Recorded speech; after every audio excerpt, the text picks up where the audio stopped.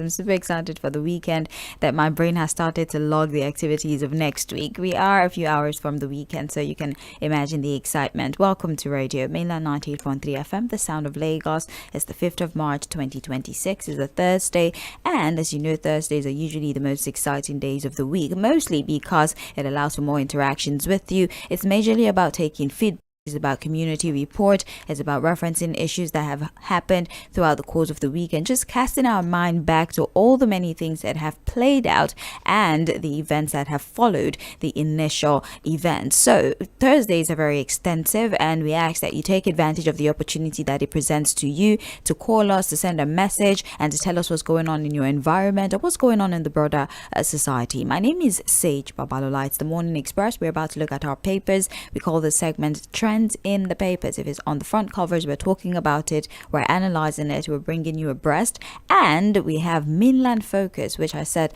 gives you an opportunity to sort of draw our attention to matters that we perhaps might have missed or issues that you think we moved on from too quickly, something you like to remind us about or the general public about. Today gives you the opportunity on the segment of the show that is called Mainland Focus. My name is Sage Babalola. Fᴏᴜᴜ is our in-house analyst. He would join us via the phone, and most of the analysis would be coming from him. My job is just to read you the headlines, interact, but the complex part of the stories would be analyzed by Fᴏᴜᴜ, who, as I introduced earlier, is our in-house analyst. Do well to join us on social media, Facebook, YouTube, as we're streaming live. Use the live chat option as an opportunity for you to talk to us in real time, which means as we flip through the covers, if need be, you can always comment and come along with us. And it also allows for other people to interact with your suggestions even after the program is over. These are the many benefits of joining us on our social media platforms, which also double as our streaming platforms. Facebook, YouTube, more specifically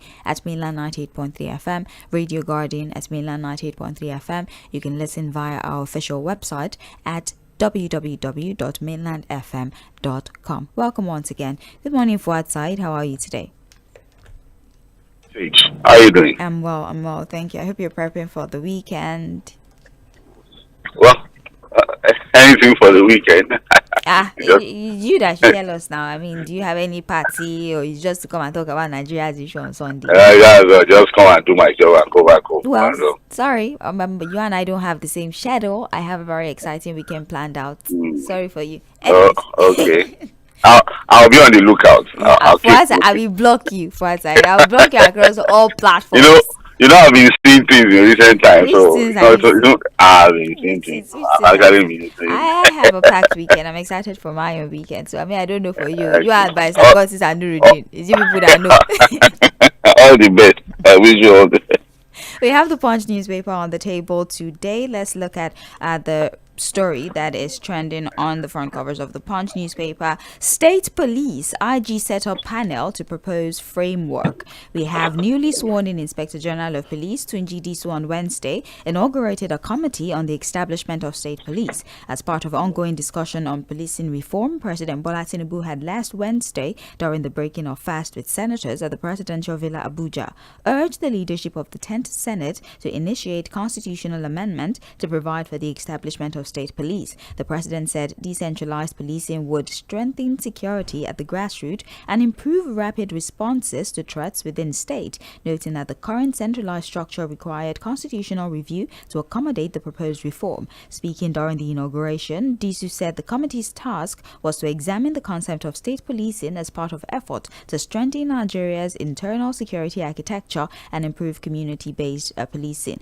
We're right back to the state police conversation, an effort that for some reason doesn't seem to materialize, regardless of the effort that is put into it. It's either it dies at the place of governors when it gets to the governors, or when it gets to the state, it just goes away. It's almost like the president keeps giving declaration, state police, let's establish state police, let's work on it, but nobody has been able to succeed at it. Well, we have the new IGP who has taken this responsibility, Tūnjí Disu. He has set up a committee so they can talk about state policing, they can talk about what its implementation will be like in the different states, the sort of authority that they have, who really is going to be the one that is sort of controlling their activities, what sort of access would they have, amongst the other things. The committee has been set up. Are you confident for that perhaps the new IG would have what it takes to finally bring this idea of state police into fruition?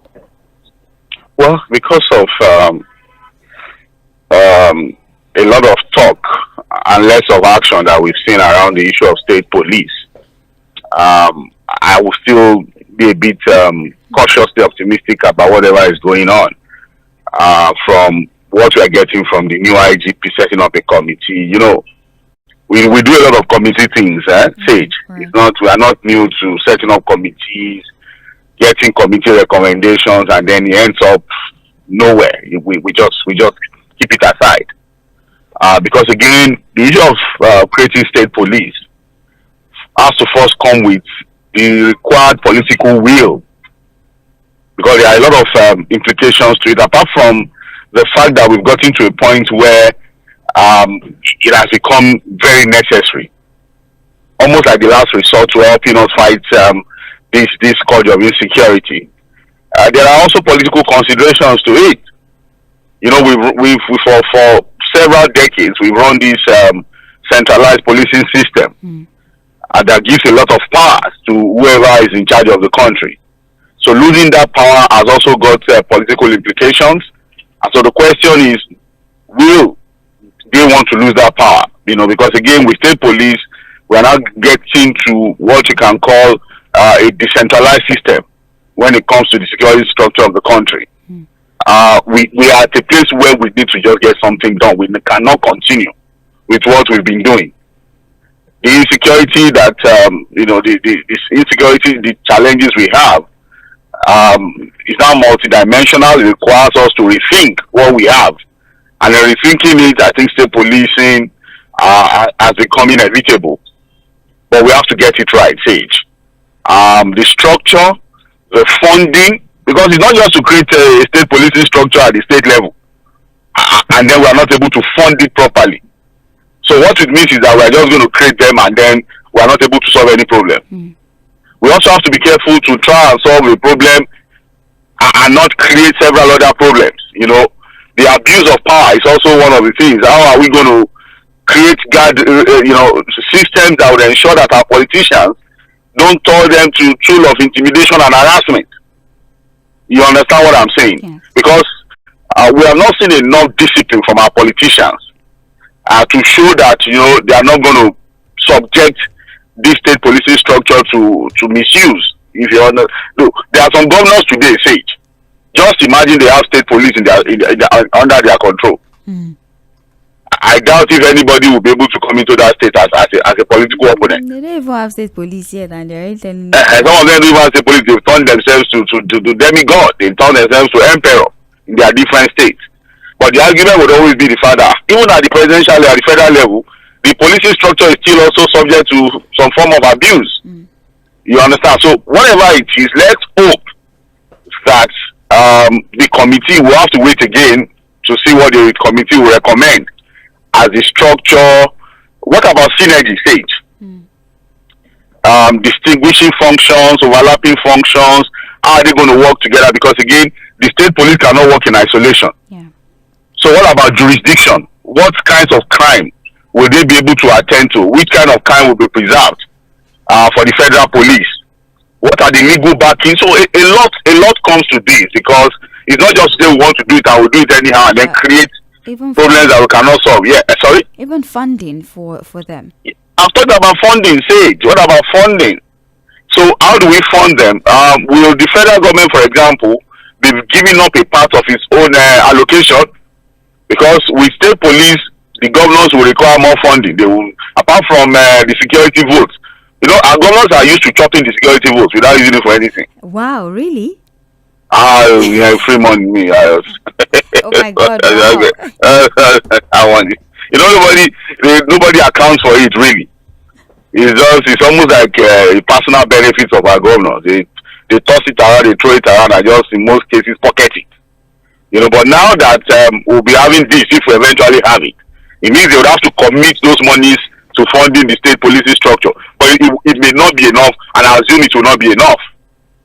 You understand what I'm saying? So will the federal government leave some of its own allocations, give us some of its own allocations so that the states can effectively fund a state policing structure? In fact, if we have the political will, say, There's no reason why we can't even have something like a county policing structure, something like the local government police too, right, so that we can really bring policing to the communities, far, far deep into our communities. You know, the advantages are enormous, but we also have to be careful not to overlook some of the challenges that might come with it.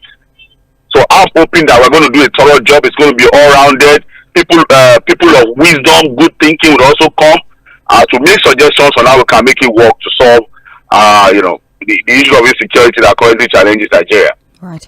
That's on the front page of the Punch. Moving forward, alleged terrorism. AGF takes over Malami's son's trial. The Attorney General of the Federation, 𝐶𝐹, has assumed control of the prosecution of a former AGF, Abubakar Malami, and his son, Abdulaziz, over alleged terrorism-related offences and unlawful possession of firearm. The development emerged on Wednesday at the Federal High Court in Abuja when the Director of Public Prosecution of the Federation, Mr. Rotimi Oyedepo-San, informed the court that the case filed had been transmitted from the Department of State Services to the Office of the Attorney General of the Federation. Of course, he sought an adjournment to enable the prosecution to review the case file and take informed decision, adding that a short date would suffice. So, Fuad, this prosecution of Malami and his son has moved from the Department of State Service and is now being prosecuted by the Attorney General of the Federation, Lateef Fagbemi-San. I'm struggling to understand the significance of this change. Perhaps you could shed more light on that.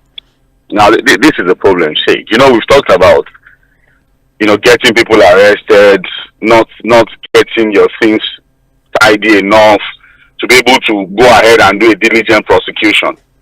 Now, from the case with the EFCC, the DSS, remember, the way they went to go and lay Malami. Again, we are not speaking for Malami and his son and his family.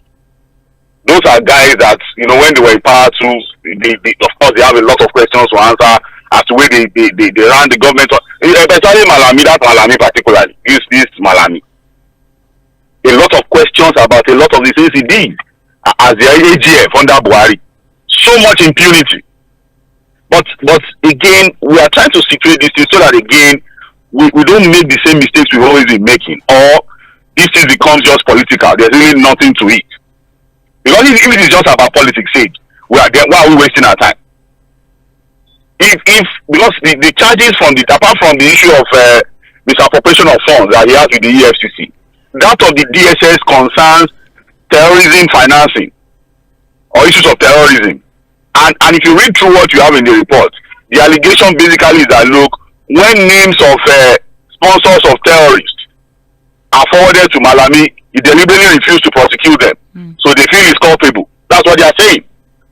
Apart from the fact that they also said that, look, the allegations that he stockpiled arms and ammunition, right? Yes. So now, on this case, the DSS is not able to open his case against Malami when the case was called in court. You have arrested somebody with the Gestapo manner by which you went to Wele after he was released from prison, the EFCC thing. Now to open your case against him, now problem comes. We have moved the file to the AGS office. So, and it raises questions about, do you guys have anything against these people, or you are just wasting the nation's time? If you don't have anything, don't waste our time because of one dirty politics that you guys want to play. Now the AGF now the prosecutor has now said, okay, give me 4 days, because I think the judge doesn't want any form of delay again. I'm going to just give you 4 days. So by 10th of March now, they are expected to open their case against him. So it will now mean that these are prosecutors that will be coming from the AGF's office. Sage. So what then would now be the role of the DSS if the DSS cannot prosecute Malami on the issues of terrorism financing? And that's why when you said you don't know the significance of passing these files around, the DSS cannot open a case, and they are telling the court that they have now moved the file to the office of the AGF. And so you ask yourself, what exactly are we doing? But wait to see when they open up their case, when they open their case against him. I mean, with the way they had picked him up, I thought that they already had everything sorted out. They were just supposed to approach the court, submit evidence, and then allow the court to pass judgment. I didn't think it was... Do you know that they sought about 14 days to detain him? Yes. And that one will be elapsing. I think today. That's even the problem. So that of El-Rufai, we're even mixing things up. Okay, we'll get to that. Because the detention order of the ICPC2 on El-Rufai That detention order that was granted by magistrates will elapse today. As we speak, the ICPC have still not presented El-Rufai in court. Say it. But they are busy in the media throwing all manner of allegations around. You sought 14 days from a magistrate to keep somebody to conclude your investigation, and today that thing elapses. Are they going to seek more time to detain him or present him in court today? We'll have to wait. Well, we'll check that information before we leave the studio. Let's look at this provision by the Punch newspaper.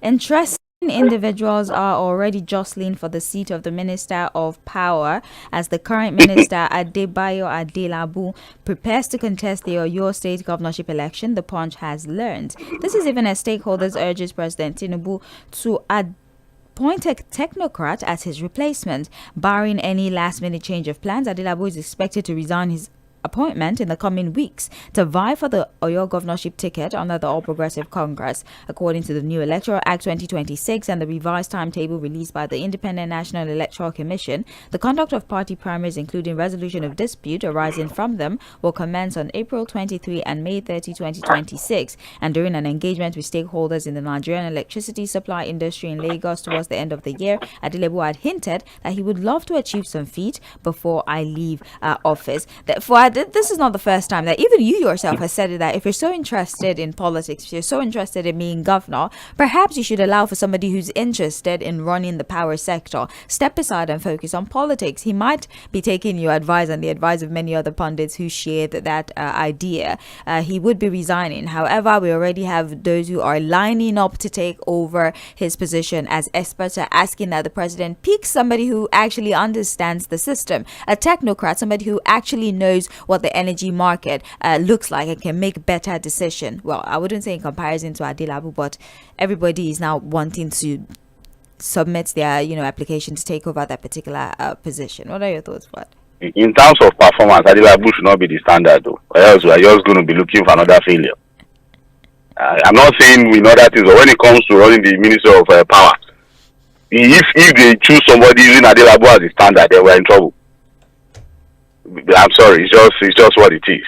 Now, again, people like Adelabu, ministers in this cabinet have no choice. For those of them who want to run for governorship positions or other elective positions, they would have to resign their ministerial appointments. Because again, the INEC guidelines shows that between April and May, all parties, primaries, and issues have to be concluded. So you can't remain a minister while you are still running for primary election. You need to really go and do your politics. You need to go back home, get to your people, get to your constituents, and do all the campaigns. It's going to be rigorous, if you understand what I'm saying. Because party primaries sometimes require your full attention. So people are even waiting that by now, are expecting that by now the president would have told his ministers who are interested in these things to drop their resignation letter so that they can go and face politics squarely. In reality, a lot of them have been more focused on politics. Number one on the list is this Adelabu man. He has never left the idea of running for governorship in Oyo State. And we've seen indications of clear distractions. And maybe that's why he had the very terrible performance as Minister of Power. Say, let's ask ourselves, what would you say he has achieved now as Minister of Power? This Adelabu. Mention one thing that you say, okay, under this man as Minister of Power, we can see this is what he achieved. Yeah, he's telling people to go and pick up free meters now. So that maybe the maps can we should go and pick up free meters. Okay, so that's the achievement. Yeah. Are people getting the free meters truly? Yeah, I don't know. You did ask me a question. Were you not here when we reviewed the story? Was it yesterday I reviewed the story of Monday where they were told that look, people should be refunded, and up till now those refunds have not happened. Right. In the form of credit, so yes. He was the man that created the band A, band B, band structure. The band thing is a complete failure. It's a fraudulent band system. A lot of people in band A are not even getting value for the money they are paying. Serious lamentation. I told you, we run the station under band A. Yes, we have two big generators. We still pay millions of naira every month for diesel, and we are in band A. Say, how do we explain a band A that is supposed to give you about 20 hours of power supply a day? And you are still having two big generators, industrial generators, spending millions on diesel every month. You people are banana, you're not banana. So, and this was what he brought. You remember when he was talking about people who, when they live there, they will not switch off their fridge. Just imagine. Oh, you have taken me back to a traumatic experience.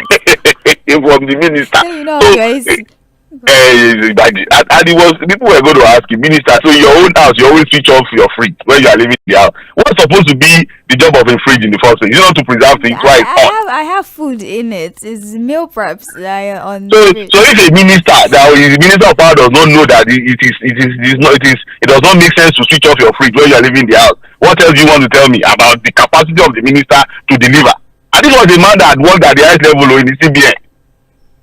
I mean, but for to some extent, you don't believe that there's any form of energy wastage that is actually going on at all. If there are any issues of energy wastage, it's not to give that example of switching off your fridge. Right. You could have come up with better things like, oh, there are people, again, the funny thing, Nigerians have actually adjusted, Right. If you look at it, most of the bulbs you see are energy saving bulbs. People have adopted seriously. Right. And if you look, and even the issue of energy wastage, you know what would have solved the problem? What? Just ensure that all customers have prepaid meters. Yeah, so if you pay for light and you waste it, that's your business. You buy another one. You see, the problem that he's talking about, this idea of switching off your fridge, switching off your TV, if you are on prepaid meter, leave everything on. Abi, if you are leaving your house, don't switch off your fan, leave your TV on, all the bulbs, light bulbs, leave it on. See, the problems these prepaid meter things would have solved, I would have thought that as a minister, he would have even concentrated his energy more on ensuring that everybody is metered. Everybody is on prepaid meter. Just imagine that he's able to achieve that as a minister. If nothing else, he's able to achieve that. I would not be talking about it today that he was under the label that 99% of all consumers of power in Nigeria have become metered.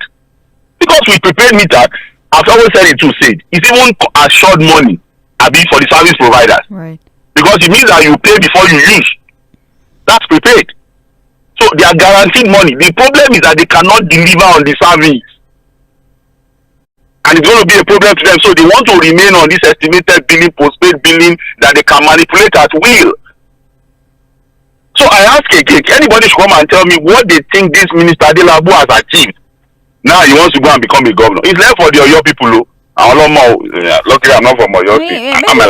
Maybe his inability to perform as Minister of Power is because it's not primarily his area of strength. Maybe he would do better. So why did he take the job in the first place? As a governor? Well, why the people who did not understand the education sector take the job and spend 1 year understanding it? So who do we blame now? Between the person who took the appointment and the person that appointed them, who do we blame? I throw it back at you for aside. Tell us, perhaps. You just imagine now, Sage. I know that was the problem. You remember when we were talking about square pegs in square holes, right, round pegs in round holes? I know some people came up with the argument, what's there to be a minister? Is it not just administrative? You will have people, PS, all people that will guide you. Like, look, these things are, look, there are critical areas that you don't joke with. Yes, if, for example, they say Minister of Women Affairs, what's the big deal? You can adapt. You can quickly, or Minister of, like this Minister of Humanitarian and Kinikoki, all those kinds of things. But there are critical areas that you respect that we don't joke with. You get technocrats, people who have a complete understanding of how systems work within that sector. Minister of Power, for example, is not such. And if you look at it consistently, I don't think we've really been able to put technocrats in charge. Under Buhari, in his first tenure, it was, imagine a Fᴏᴜᴜ lawyer handling 3 key ministries: works, housing, and power. And let me be frank with you, Fᴏᴜᴜ was not able to perform in the first 4 years of Buhari. It was already overwhelming. How do you, I don't know the wisdom, but whether they saw Fᴏᴜᴜ as a superhuman being, how do you give 3 key ministries, works, housing, and power to just one man? I know after the second tenure came, they had to separate everything. The wisdom behind even giving Fᴏᴜᴜ 3 ministries, but Buhari is dead now, so God bless you. So we would have been nice to ask him, so that one went. Now after I think Fᴏᴜᴜ, somebody else came, I can't even put a name to it. We have Adelabu now, WღZOᴛsAᴘᴘ.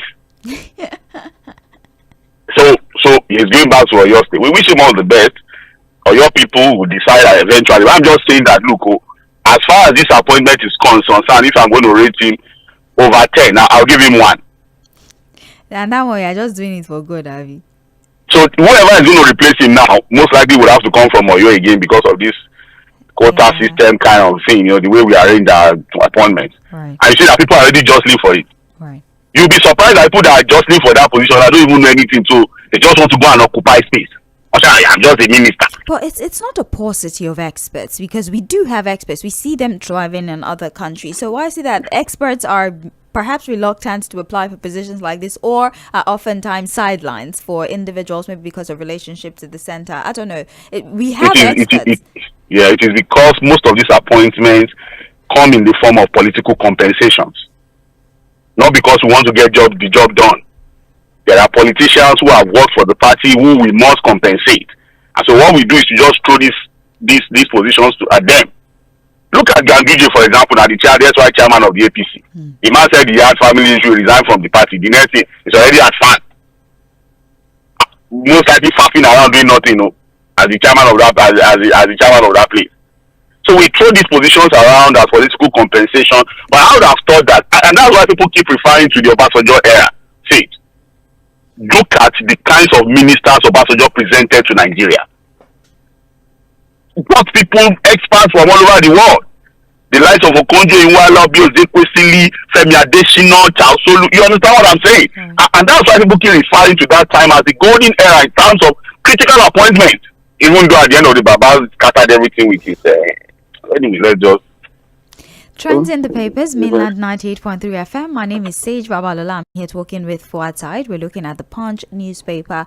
Many thanks to all of you on our streaming platform. We recognize you. We see you on Facebook. Keep the comments coming in. Go along with us. Comment in real time as we look through these stories. We'll do the best we can to refer back to them when we finally start taking feedback. We're going back to the papers now. Let's go to this story here. Zamfara governor weighs defection as INEC deadline looms. Governor Dauda Lawal of Zamfara State is reportedly considering joining the ruling All Progressives Congress. Speculation has it that APC leaders in Abuja have reportedly wooed the governor to the party, allegedly offering him an automatic ticket to contest the governorship in 2027. It was further suggested that Lawal may take 40% of elective and political appointments in the state, while the remaining 60% will go to the APC stakeholders. According to the speculation, Lawal has allegedly consulted with PDP stakeholders in the state about his planned defection, following ongoing crisis within the party at the national level. The governor is reportedly expected to officially join the APC after the forthcoming Eid-el-Kabir celebration. A source within the APT who spoke on condition of anonymity said Governor Lawal has accepted the offer to leave the PDP and join the APC, although most of us are not celebrating his defection because he will lose a lot of position. There's nothing we can do about it, as it was planned at the top. For outside, there are chances, according to this report, that one more governor is joining the APC. I believe that would make it about 31 governors, if my calculations serve me right, going to the APC. And this is the offer that has been put on the table for that governor, the governor of Zamfara State. Well, I think we'd have to quickly take a decision. Yes.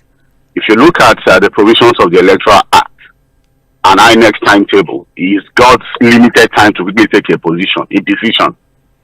The reality is that, look, with the Electoral Act, some of the provisions of the Electoral Act and INEC's timetable, my prediction most likely will come to pass. The PDP might not be able to present any candidate in 2027, in these elections that are coming in 2027. I'll give you 3 critical areas. For example, as we speak, they are still held down in the courts. The court battles have not ended. They are, as it stands now, they are in the appeal court, Abby.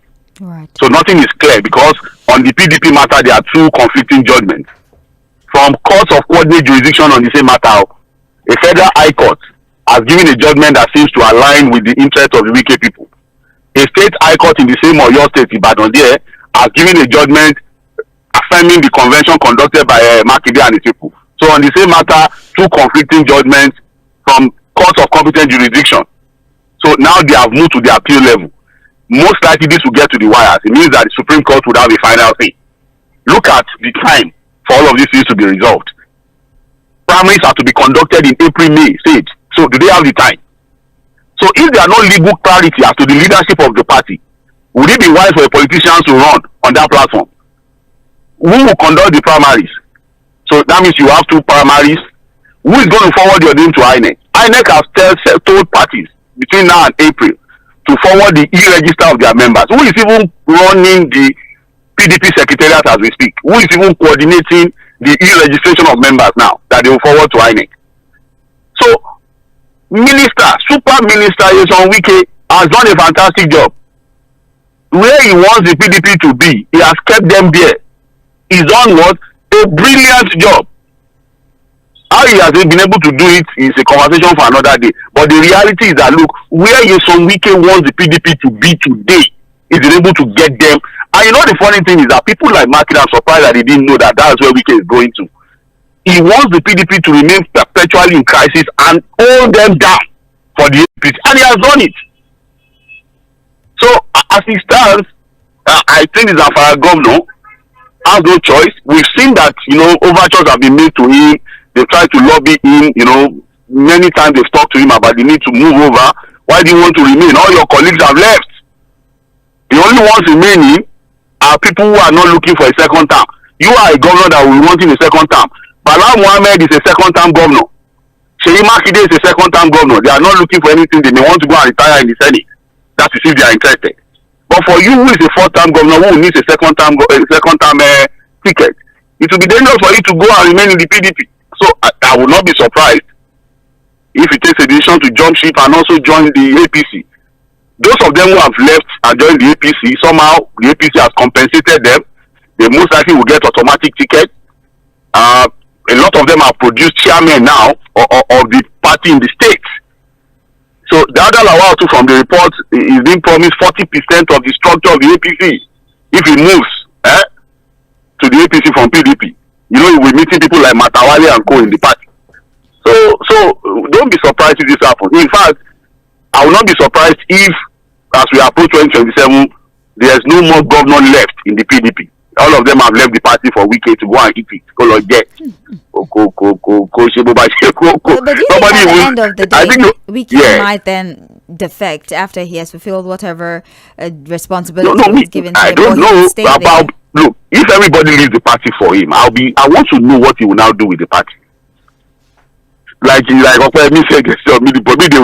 just deregister the party, and that's the end of the PDP.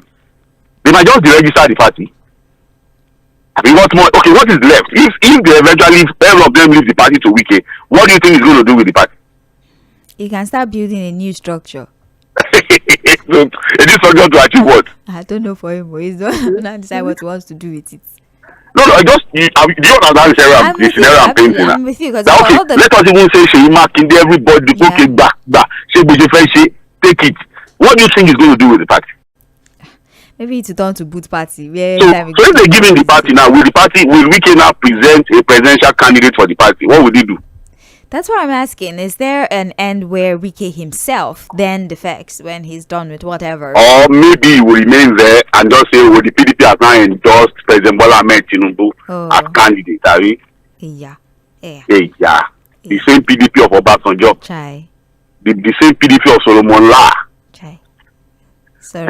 PDP of Baboloyi, Saraki and Co. Oh my God. Oh my shoe. Deep sigh. We have to move now forward side. We're going to the Guardian newspaper. For the Guardian, we have Monday sit at home. Anambra government to suspend absent students. Anambra state government says students who fail to attend school on Mondays will be suspended for 1 week as part of effort to enforce full academic activity across the state. The Commissioner for Education, Ngozi Chuma-Ude, announced the decision on Wednesday while addressing the management of 2 Onitsha-based schools summoned over alleged non-compliance with the state's directive on Monday's attendance. She said the measure followed a directive from the governor and reaffirmed the administration's resolve to end disruptions linked to the long-running Monday sit-at-home in parts of the southeast. Yesterday, for outside on a situation room, I had a conversation with Mazi Chinedu because the Guardian, I believe, had reported that Charles Soludo had deducted from the salaries of civil servants and just state workers who had refused to work on Mondays. They calculated it. How many Mondays have you been absent? In fact, there are some workers who spoke on condition of anonymity that their usual salary is 80,000, but because they hadn't come on certain Mondays, when they got alert for their salary, they had as little as 3,500 naira, 10,000 naira.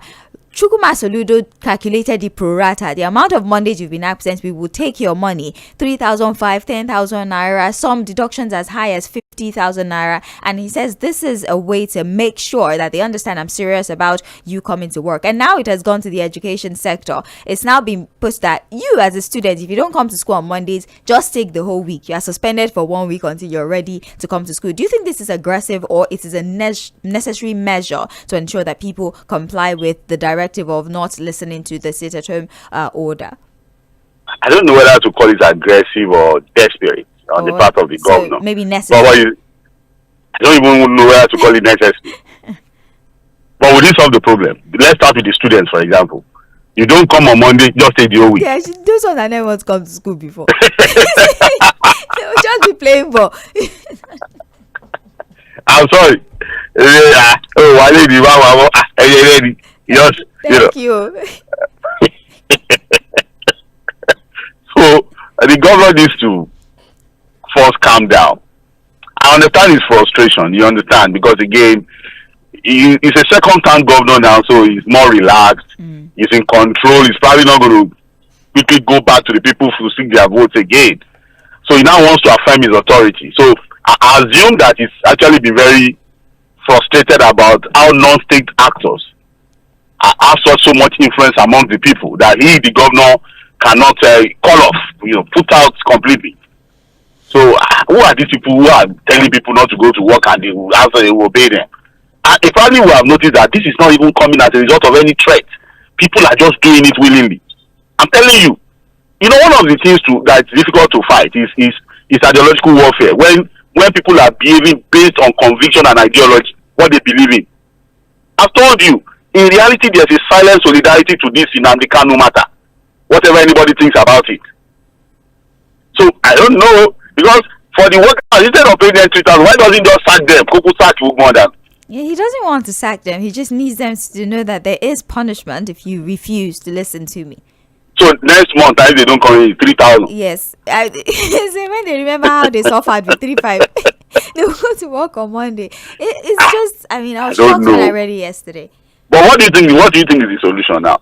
I don't think anything. And I'm pretty certain he has weighed all the available options and he picked this one. This seemed like the most viable. With the market people too, there's still problem too. He said he wants to demolish the whole thing and remove them. Actually, he has started. Now, the traders had gone to court to ask that to stop the demolition of the market. He proceeds and says that the structures that are currently being demolished are illegal structures. But there are traders who are saying their stalls were affected and their goods were in these stalls. We're saying, I'm not demolishing your shops, I'm just demolishing illegal structures. So what is the yardstick to measure the illegality of a structure within the markets? That's the bloodline. Honestly, on this Monday sit-at-home thing, I think people like Mazi Obiora will be able to explain better. He was one I spoke to yesterday. So what was he saying? Because I don't know what else to say. He doesn't seem very pleased with the approach of Charles Soludo, and he feels like he's just doing it because he knows he has nothing to lose. Why did he not do it during his first term? So what do you think he can do? My own question would have been, what can the governor do to get the people back to doing their normal activities, on Mondays, without necessarily coercing or forcing them or harassing them to do it? But to be fair, it's a thing of conscience. Yeah. I'm sorry. To be fair, he did provide security for those at the market. So why are these still not going? So I don't know. He probably has been pushed to the wall because he provided security for those at the market before he then said, if you don't want to hear word, you will hear word by force. For the workers, I understand his frustration because you cannot be my employee and you not come to work. But again, we must ask ourselves, you provide security in the market. What about the streets, about neighborhoods and communities? Those are the things people are still afraid of coming out, the fear of being aroused or, I don't know. I really don't know. Just this sit-at-home thing. In reality, it does not really make sense, if you ask me, because Monday is not, it's only a day people don't joke with. In Yoruba land, we call it Ojo Aje, right? It's a day that you use to start the working week. and you don't joke with it really. So for you to now sit down, why did they even choose Monday of all these things? I mean, it's supposed to signify the most important day of the week. That's the start of the week. It will have And so that day will not go out. Imagine picking Friday. Like, what does it do? So imagine it's irrelevant. So Monday is one of like the most is representational. So Monday is the one that will really drive home. Okay, well, that's the situation. Right. How he intends to manage. I don't know. From my end, I don't know what to say. I'm sorry. What's that? What's the 괶? I don't know what to say. Oh, okay. Anyway, still looking at the Guardian newspaper, Electoral Act, INEC insists on compliance as opposition jitters over mandatory e-register. The riders, INEC warns against flawed primaries, intra-party crisis. Electoral Act made by National Assembly, not APC, says party spokesman.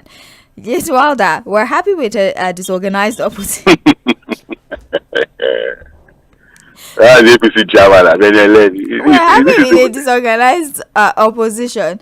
NNPP urges INEC to prioritize restoring public confidence over party dispute. @atiku engages Southeast power brokers ahead of ADC primaries. Now, with less than 3 months to the May 30 deadline for the conduct of party primaries, including resolution of dispute arising from primaries, the INEC has warned political parties against conducting flawed primaries and allowing internal crisis to fester, cautioning that such practices could jeopardize preparation for the election. INEC chairman Professor Joash Amopiton gave the warning at the opening of a 3-day technical review workshop on regulations and guidelines for political parties in 𝐴̀kpene, Akwa Ibom State. It expressed commitment to addressing regulations and guidelines on political parties and being enforced to the letter ahead of the party primaries. An exercise, it noted, comes with a huge of intra-party fighting, crisis, and foisting of unpopular candidate, which it added results in either voter apathy or unnecessary litigation. So this is INEC saying, just conduct your primaries the right way. This is the first step. It can either make or mar the election. Don't foist people on delegates, for example. Conduct your primaries properly so that you do not have litigations upon litigations and then just ruin the entirety of the election. And then we have Jitwada that say, you will continue fighting. All the best. This is the best time for the APC. Everything looks good, right? Just for now, they are on, what you call a cruise. Yes. Enjoying themselves, because again, there's a master political strategy who is coordinating everybody. The coordination, whether by coercion, by inducement, what have you, at least President Bola Ahmed Tinubu is not Buhari, is able to steady the ship of the party. Like I've told you, his interest comes first, every other interest is secondary. And somehow I think he's been able to get all party members to follow suit, to obey the last command. Whatever he wants, I think he's been the guiding. In fact, with the last state ESCO elections, the only state that has a problem now, and I'm sure it's going to intervene, is Benue State, where they have two parallel, what's it called? Not convention now, congresses, sorry. The governor and the SGF, they still have their own battle. But in other states, everything went well. Even for states where new people joined the party, they were able to resolve themselves. So the party looks steady, looks well prepared, solid for the coming elections. Now in the opposition state, Joash Amopiton, for me, is already preempting. He's already, in fact, he's not even to the party. He's already telling Nigerians that this opposition party, they will fight tie, and I'll tell you why.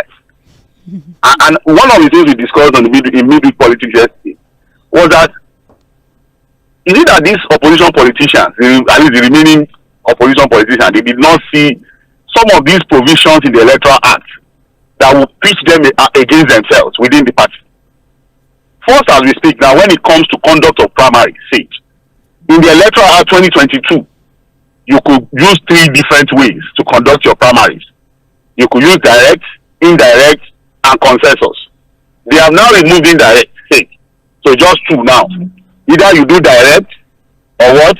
Consensus. Right. Direct means to conduct direct primaries, all registered members of the party would have to vote. Right? Indirect used to be the leadership of the party, the main leadership delegates. And the delegates will be determined by the party. They know how to determine their delegates. That is always safe from crisis and litigation because it's an internal arrangement thing. But if you are going to bring all party members to come and vote, all registered party members, it's always a lot of time very problematic. Number two, the issue of consensus. See, I am telling you for free that in these opposition political parties, there are candidates that will be sponsored to go and make sure consensus is not possible. You know, consensus is only possible if all aspirants agree that, okay, amongst ourselves, let's just do consensus, we are choosing one person. If you have 10 aspirants and one says no to consensus, that means you have to go and do the primaries. And in doing the primaries, that means you have to resort to what? Direct primaries. And with that, there could be litigations. People are going to go to court. There will be problem. Unfortunately, INEC timeline is so close. Again, why did they leave this electoral act? So, as we speak, we are very close to conducting primaries. The gazetted copy of the act itself is not even available. What is seen for we don't even know. Hey, the parties don't even know. And I repeat again, that was why when the Arise crew were talking to Okonkwo, all the noise he was making, I'm like, say we understand what I'm being. There are booby traps already set for you people. But we can't see it. I am telling you that you will see people who will be sponsored to go and pick up party tickets and run.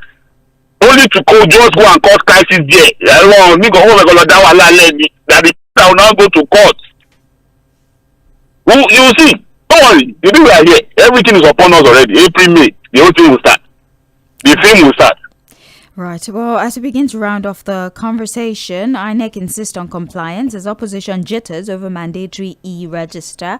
And finally, Fuad, expert hail federal government suspension of cashless toll at airport gate yesterday, or was it 2 days ago? The president, There was gridlock at the airport. It was chaos. People almost missed their flights. They had to pack their cars indiscriminately just so that they could meet up with their flight. Another thing, the cashless policy at the airport was to minimize bribery, corruption, just to ensure transparency. But they put enough facilities to make it seamless. Exactly. Now, so the president says, just suspend it for now. Let people do their normal cash transaction, and then you can the process should be slowly phased in. Create infrastructure that can support this policy so that it does not create a bigger problem. And experts seem to be excited about the federal government's decision on this one. Thank God that the president has to quickly intervene. We talk about not being too process-driven as a people. Yeah. There was a problem of corruption on JᴏɪR because there were cash, people were paying in cash and what have you. So you wanted to solve the problem. You don't just jump into it. Do you have enough infrastructure? Because air travel is time-bound, say. It's not like the people will even tell you for international flights, get to the airport 3 hours before. So I don't think there are people who will still get there late who just want to rush it. Wow. I've seen videos of people leaving their cars or jumping on Okada. Yes, of course. Because yes, I saw videos, people in Abuja particularly, people just leaving their cars or really jumping on Okada so that they can quickly, get into the airport. So I like that the president, I'm sure there are people who have, who have connection with the presidency, must have told him, please talk to your people. But you shouldn't have, these are things that the planning. Why is it that we always have to with planning and implementation? Well, what? Just no analysis on this one. I just want to tell you, Baba Obasanjo says he's not dying anytime soon. There was this fake letter that was circulating where he was talking about his death. Says that letter is fake. In his words, I did. Somebody was saying that Baba wants to die. Like they were circulating a fake letter where he was talking about his death. Right, he was apparently, and he says, I never wrote such letter. There's no letter. There's nothing of the sort where I had insinuated or anybody has spoken about it. Who is wishing death to Baba? He said it's fine. I did. Can't quit. That's what he said. I'm not. He's not dying. I saw the report. Baba said I know they die anytime soon. I think they here. I want to see. Yeah, I'm here for at you. 89. You're gonna see me. So no, Baba is blessed whether we like it or at 89. Only a few people will have the grace of that kind of sound health. Right. Now I've seen him dancing in parties. There was even a time he was almost playing football. Even Fᴜʟᴜ cannot play football again. Let's go. No. That's early retirement. We have commercials. Thank you so much. We'll be back in another 10 minutes for Mainland Focus. Stay with us.